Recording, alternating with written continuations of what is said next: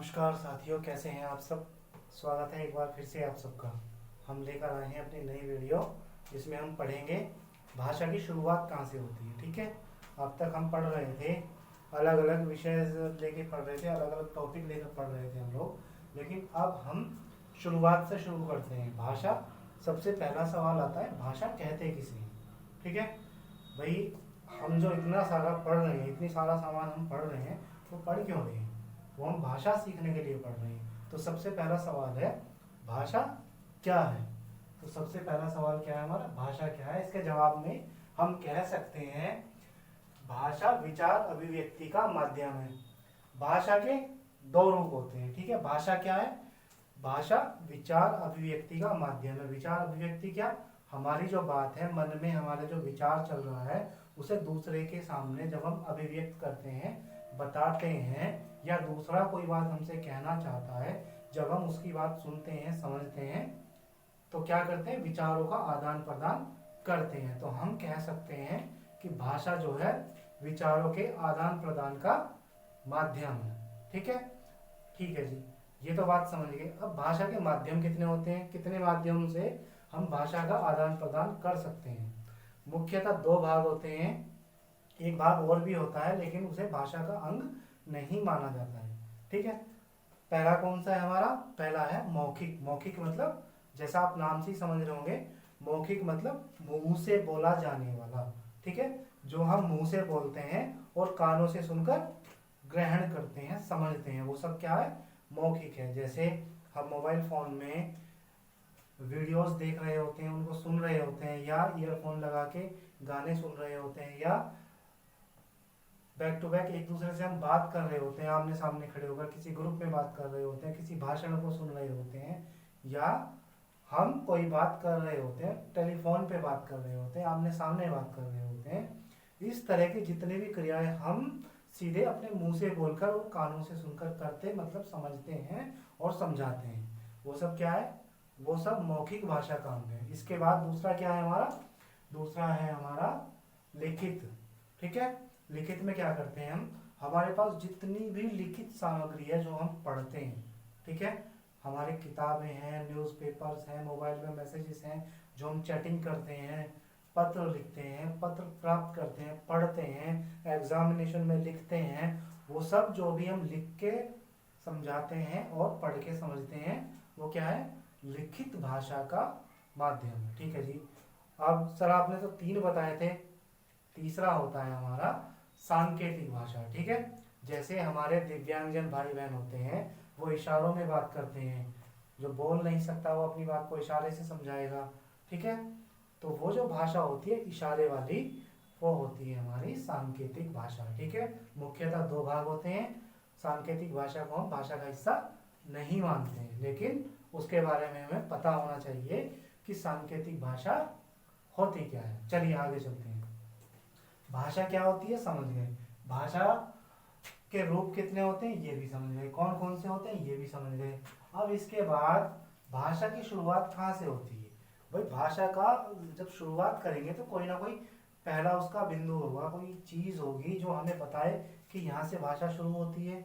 तो भैया भाषा का सबसे छोटा, सबसे पहला और सबसे मुख्य जो अंग होता है वो वर्ण होता है, वर्ण या ध्वनि। और आज की जो हमारी वीडियो है वो इसी वर्ण के ऊपर बनने जा रही है। ठीक है, चलिए देखते हैं। अब भाषा की सबसे छोटी इकाई वर्ण होती है। ठीक है जी, ये भी समझ गए। अब जो वर्णों का व्यवस्थित समूह होता है, ठीक है, group of alphabets, a systematic group of alphabet called वर्णमाला। ठीक है, वर्णमाला कहलाती है। अच्छा जी, अब वर्णमाला में कितने वर्ण होते हैं जी? वर्णमाला के वैसे तो जो हम पढ़ते हैं स्कूलों में वो 52 वर्ण होते हैं। इनके अलावा दो अतिरिक्त वर्ण भी होते हैं जो आगत ध्वनियां माने जाते हैं। ठीक है, चलिए आगे चलते हैं। इसके बाद देखते हैं हिंदी वर्णमाला का वर्गीकरण। वो जो वर्ण आपने बताए हैं 52, वो कौन कौन से होते हैं वो भी हम देखेंगे अभी। सबसे पहले हमारे दो भागों में इसका हम वर्गीकरण करते हैं मुख्यतः। पहला भाग कौन सा है हमारा, स्वर, और दूसरा भाग है हमारा व्यंजन। स्वर कितने होते हैं, स्वर कुल होते हैं 11, और अध्ययन की दृष्टि से हम 10 का ही अध्ययन करते हैं। और वह 10 कौन कौन से आपने, आइए देख लेते हैं। ए आ इ ई उ ए ऐ ओ औ, ये 10 हमारे स्वर होते हैं मुख्यतः, ठीक है। 11वां स्वर भी होता है, लेकिन अध्ययन की दृष्टि से हम 10 का ही अध्ययन करते हैं, 11वें को लेकिन याद रखना है, भूल नहीं जाना है, ठीक है।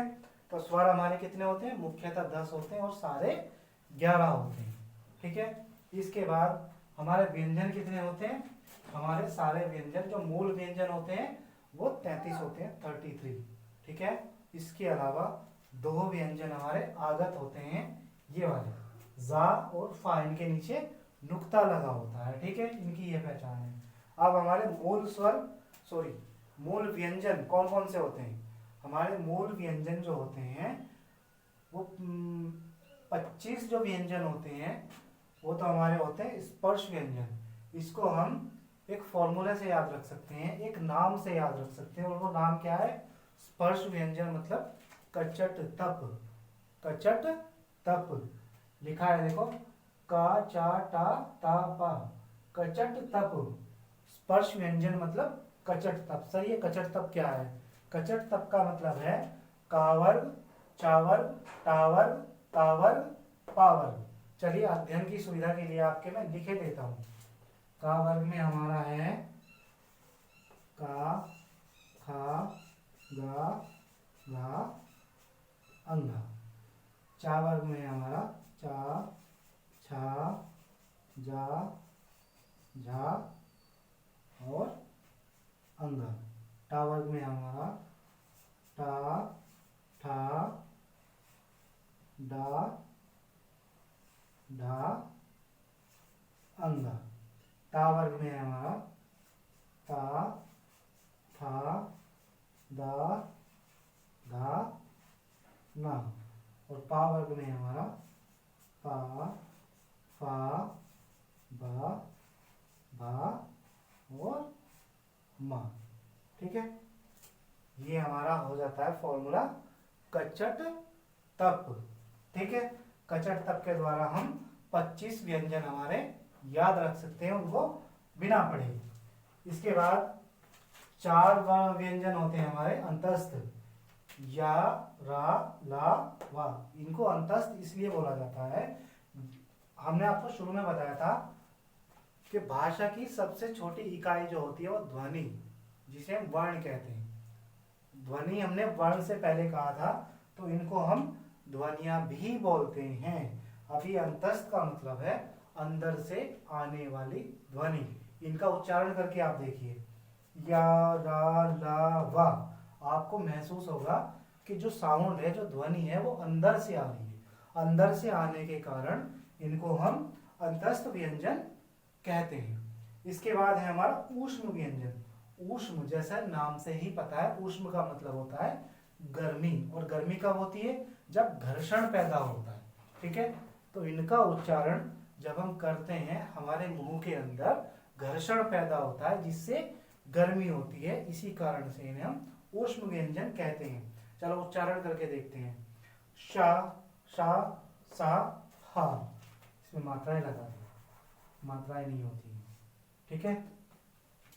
शा, शा, सा और हा, ठीक है। जब हम इनका उच्चारण करते हैं तो आप उच्चारण करके देखिए, गले में, मुंह के अंदर आपको लगेगा घर्षण हो रहा है, गर्मी पैदा हो रही है, इसी कारण इन्हें ऊष्म व्यंजन कहा जाता है, ठीक है। इसके बाद ये 2 ध्वनियां जो है हमारी जा और फा, देखिए हम नॉर्मल कैसे बोलते हैं इनको, जा और फा, ठीक है ना, फा, फा,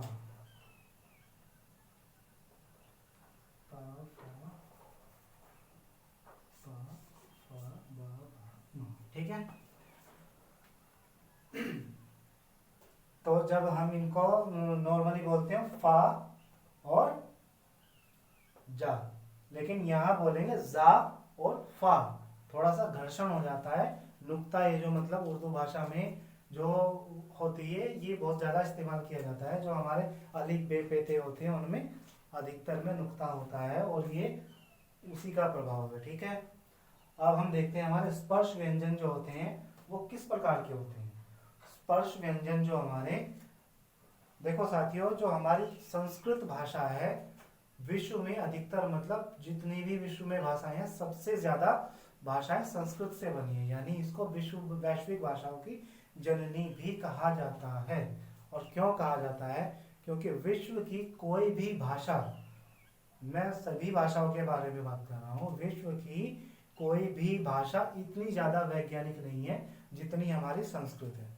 ठीक है, और जो हमारी हिंदी भाषा है वो संस्कृत से ही आई है। और जब हम शुद्ध हिंदी की बात करते हैं, साधारण आम बोलचाल की भाषा की नहीं, शुद्ध हिंदी की जब हम बात करते हैं तो उसमें आधे से ज्यादा संस्कृत के शब्द एज इट इज जैसे वो हैं वैसे ही ले लिए गए हैं, इसलिए ये संस्कृत से बहुत ज्यादा कमतर नहीं है, संस्कृत जैसी ही भाषा है। ठीक है, तो ये भी विश्व की सर्वश्रेष्ठ भाषाओं में है। अब ये बात मैं किस आधार पे कह रहा हूँ, आप देखिए जब हम उच्चारण करते हैं तो अंदर से बाहर आता है। जैसा आप देखिए हमारे 25 व्यंजन जो होते हैं वो क्या होते हैं? स्पर्श व्यंजन।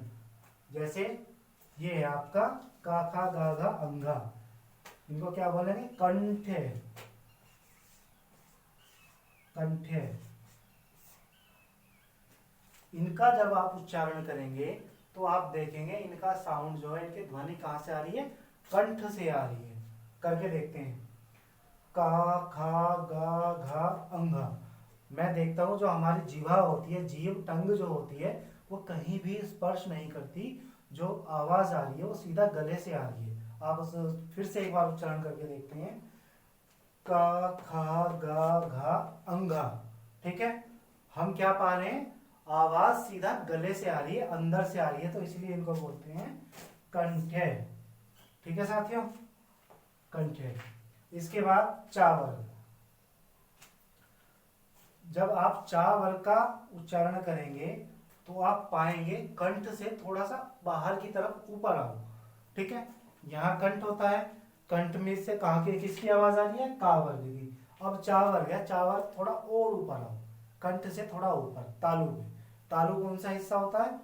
तालु होता है जो दांतों से ऊपर का और गले से ऊपर, गले और दांतों के बीच का जो हिस्सा होता है उसको बोलते हैं तालु। अब आप उच्चारण करके देखो आपकी जो जीवा है वो कहाँ जाके लगती है?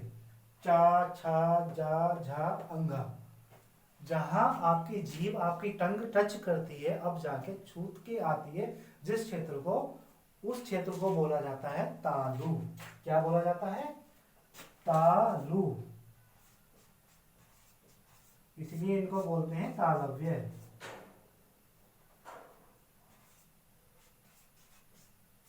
तालु या तालव्य इनको बोला जाता है। ठीक है, आवाज कहां से आ रही है? तालु से।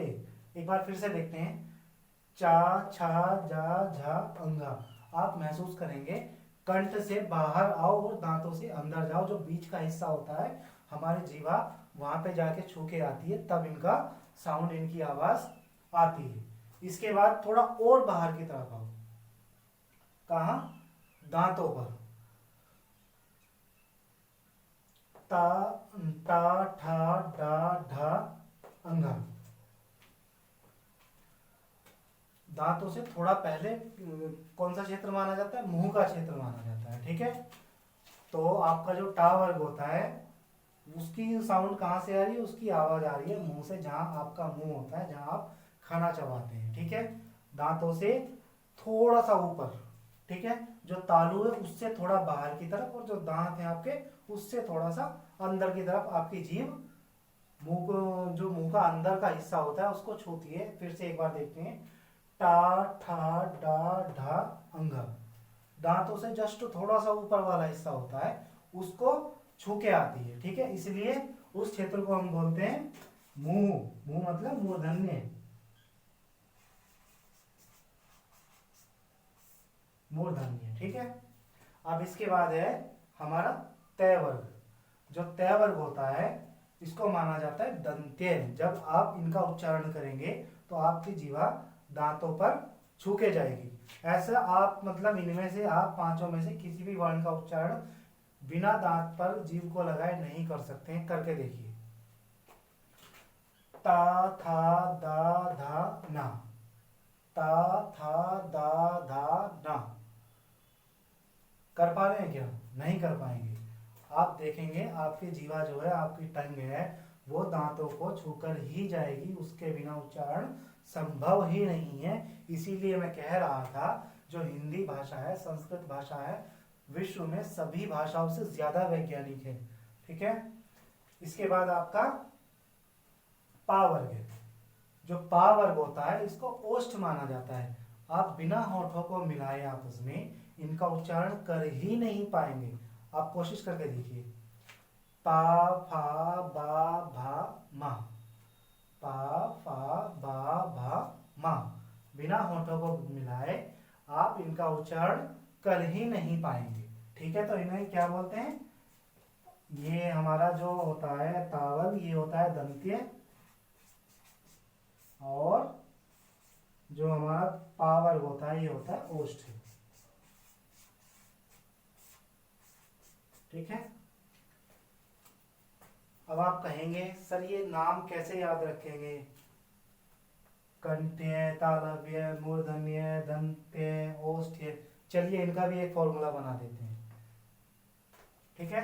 जैसे हमने बनाया था कचट तप, क्या बनाया था हमने? कचट तप। चलो एक और बना देते हैं, और वो क्या है? कं ता मु दन दन ओष्ठ।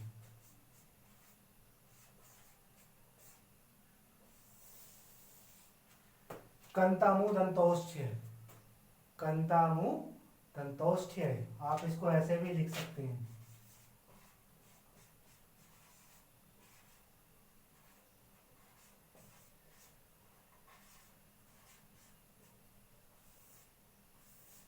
कंतामो दंतोष्ठ्य। और दूसरा क्या था हमारा? नंबर 1, नंबर 2 कचट तप।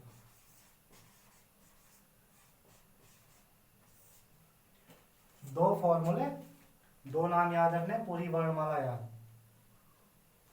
कौन बताएगा ऐसा? बताओ। ठीक है। अब इसके बाद हमारा अंतस्थ हो गया था, ऊष्म हो गया था, ये भी हो गया था। ठीक है। तो यहाँ हमारी वर्णमाला एक तरह से खत्म हो जाती है, जो स्कूलों में पढ़ाया जाता है 10वीं क्लास तक। इससे ज्यादा वर्णमाला के बारे में आपसे कोई नहीं पूछेगा। अब थोड़ा सा जब हम कंपटीशन में जाते हैं, किसी एग्जाम की तैयारी करते हैं, तो 2-3 चीजें और हैं जो आपसे पूछ ली जाती हैं। वो कौन कौन सी हैं उनके बारे में भी थोड़ा देख लेते हैं। एक तो हमारे स्वरों का अध्ययन होता है। अच्छा, इसमें एक चीज छूट गई थी, और वो क्या थी? वो ये थी हमारा अयोगवाह।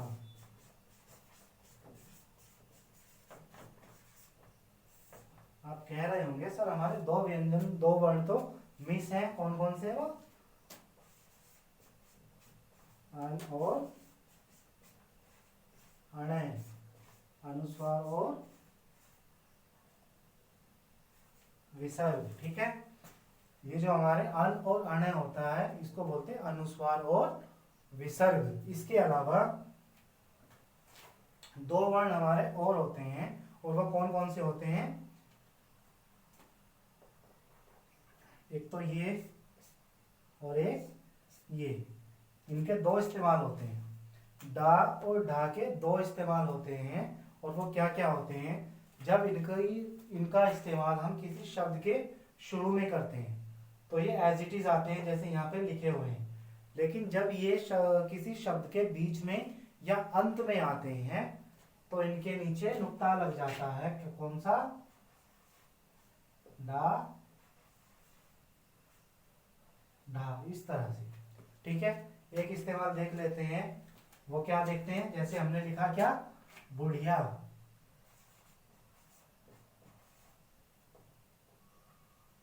बुढ़िया, बुढ़िया में हम इसके नीचे बिंदी लगाएंगे। लेकिन यदि हमें लिखना हो ढक्कन, इसके नीचे नुक्ता नहीं आएगा, ठीक है। इसी तरह इसके साथ है, इसी तरह इसके साथ है। डा और ढा दोनों यदि शब्द के शुरू में आते हैं तो उनके नीचे नुक्ता या बिंदी नहीं आती है, लेकिन यदि वो शब्द के अंत में या बीच में आते हैं तो उनके नीचे नुक्ता अवश्य आता है, ठीक है। अब थोड़ा सा एक चीज और रह गई है, वो भी देख लेते हैं। ये रफ करना पड़ेगा, भर गया पड़ेगा।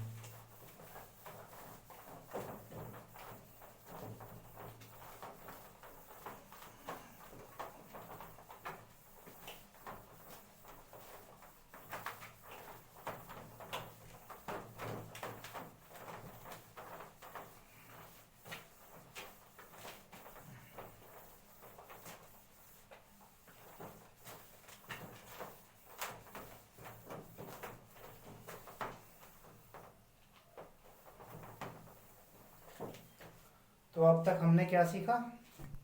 अब तक हमने सीखा भाषा किसे कहते हैं, भाषा के कितने अंग होते हैं, कौन कौन से होते हैं, इसके बाद भाषा की सबसे छोटी इकाई क्या होती है, और भाषा की सबसे छोटी इकाई जो होती है उसका ग्रुप क्या कहलाता है, वर्णमाला कहलाता है।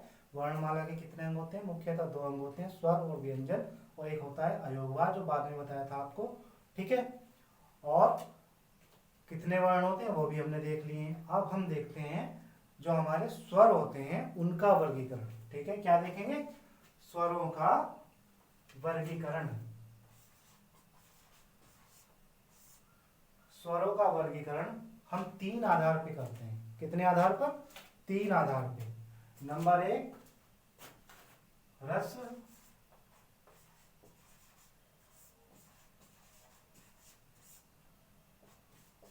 नंबर दो दीर्घ,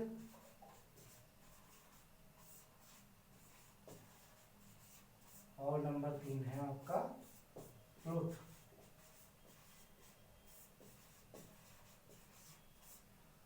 ठीक है। जो आपका ह्रस्व स्वर होता है, ह्रस्व का मतलब होता है एक मात्रा। एक मात्रा कौन कौन से स्वर?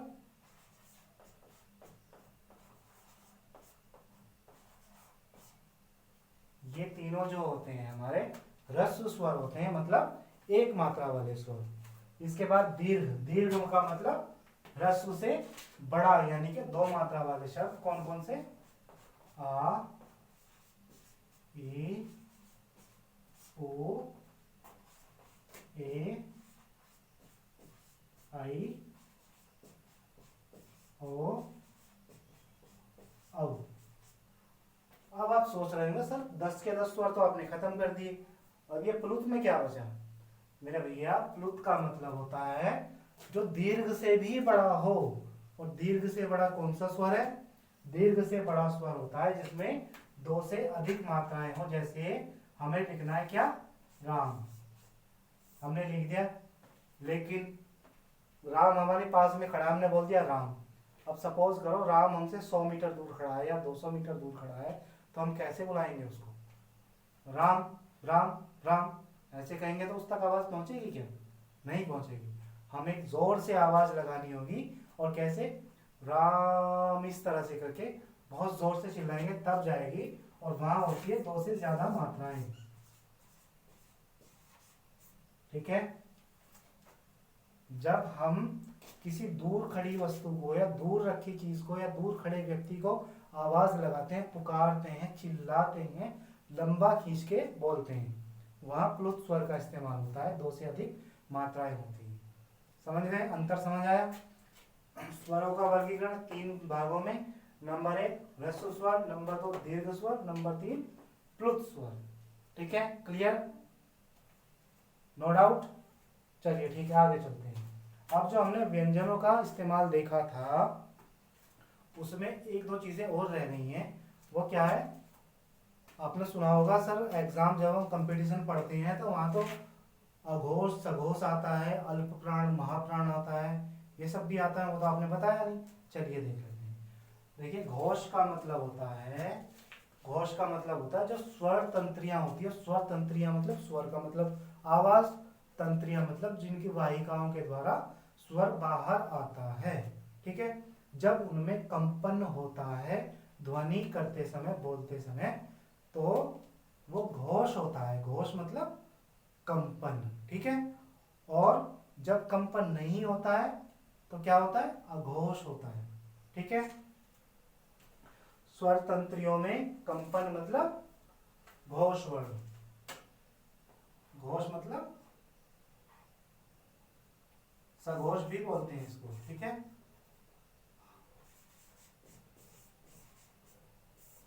सघोष या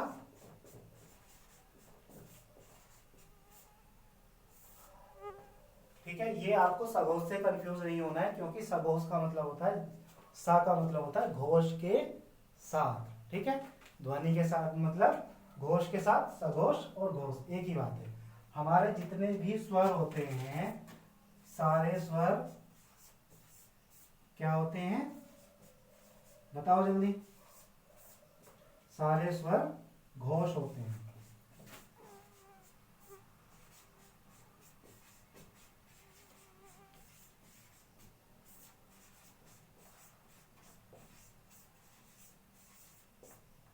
ठीक है। सारे स्वर घोष होते हैं। और दूसरा होता है, मैंने कहा था आपको, अल्प प्राण और महाप्राण, प्राण के आधार पे। अभी हम स्वर का देख रहे हैं तो पहले स्वर की बात करेंगे। हमारे जो सारे स्वर होते हैं वो अल्प प्राण होते हैं। अल्प प्राण, प्राण का मतलब यहाँ वायु से है। जब मुंह से उच्चारण करते समय ज्यादा वायु निकलती है तो महाप्राण, और कम वायु निकल रही है तो अल्प प्राण, ठीक है। कम का मतलब अल्प प्राण, ज्यादा का मतलब महाप्राण। तो घोष के आधार पर जब हम अपने स्वरों को देखते हैं तो सारे स्वर क्या होते हैं, घोष होते हैं। लेकिन जब प्राण के आधार पर देखते हैं तो आप उच्चारण जब इनका करेंगे, मुंह से कम वायु निकलती है तो सारे स्वर क्या होते हैं, अल्प प्राण होते हैं। सारे स्वर अल्प प्राण होते हैं,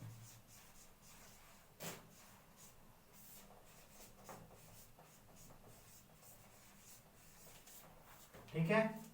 सारे स्वर हमारे क्या होते हैं, अल्प प्राण होते हैं, ठीक है। यहाँ स्वरों का अध्ययन हमारा लगभग समाप्त हो जाता है। अब थोड़ा सा हम देख लेते हैं व्यंजनों का, ठीक है।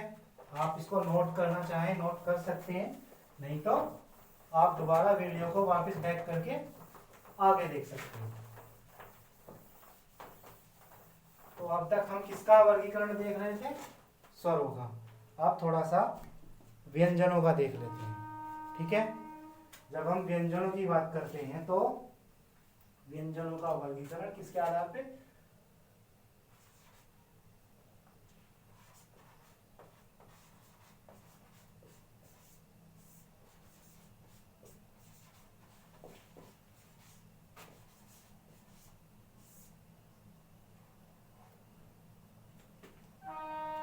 ठीक है। सबसे पहले देख लेते हैं हम, हमारा क्या होता है,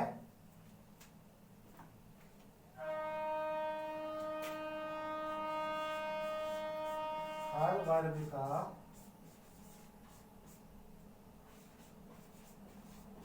पहला व दूसरा वर्ण, बताओ क्या होता है, थोड़ा अंदाजा लगाओ, सोचो, उच्चारण करके देखो और फिर बताओ अघोष होता है कि सघोष होता है। सोचो, थोड़ा दिमाग लगाओ।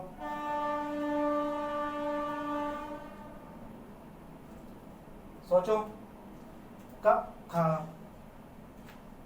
क ख, च छ, ज झ, क्या होता है बताओ। ज्यादा कंपन हो रहा है कि कंपन हो रहा है या नहीं हो रहा है,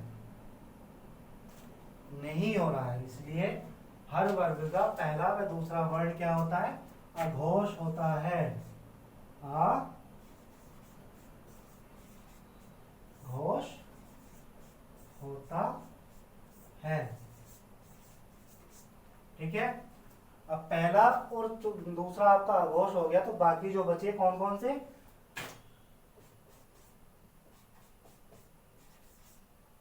तीसरा,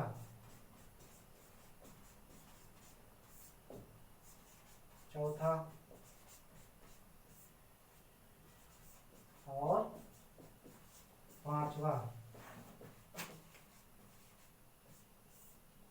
पांचवा वर्ण सघोष होता है।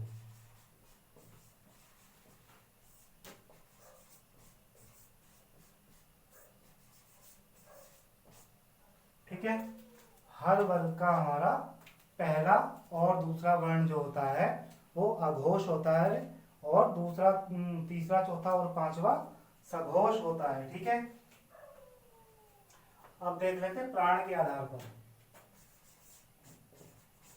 प्राण के आधार पर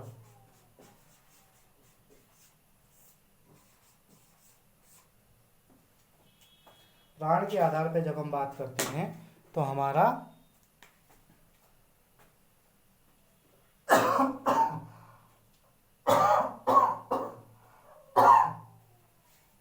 जब हम प्राण के आधार पर बात करते हैं तो हमारा तीसरा व पांचवा वर्ण हर वर्ग का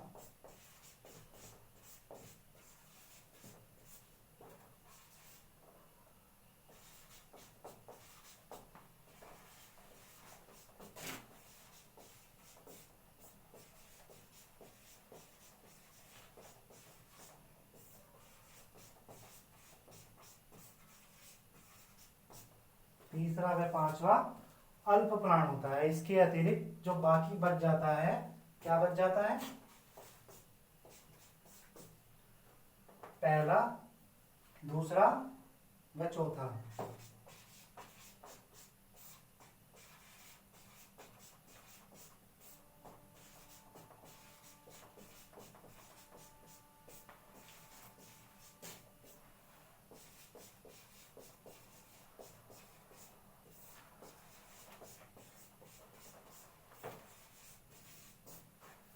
ठीक है, पहला, दूसरा व चौथा क्या होता है? महाप्राण होता है।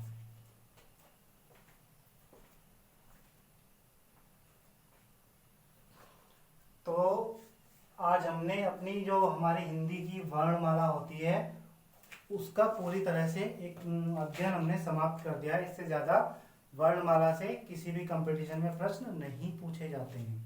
ठीक है, तो मेरे हिसाब से वर्णमाला आपकी यहाँ खत्म हो जाती है, समाप्त हो जाती है। यदि आपको लगता है इसके बाद भी कुछ रह गया है तो आप मुझे कमेंट बॉक्स में बताएं, उसको नई वीडियो में समझा देंगे। ठीक है, तब तक के लिए धन्यवाद, मिलते हैं अगले वीडियो में।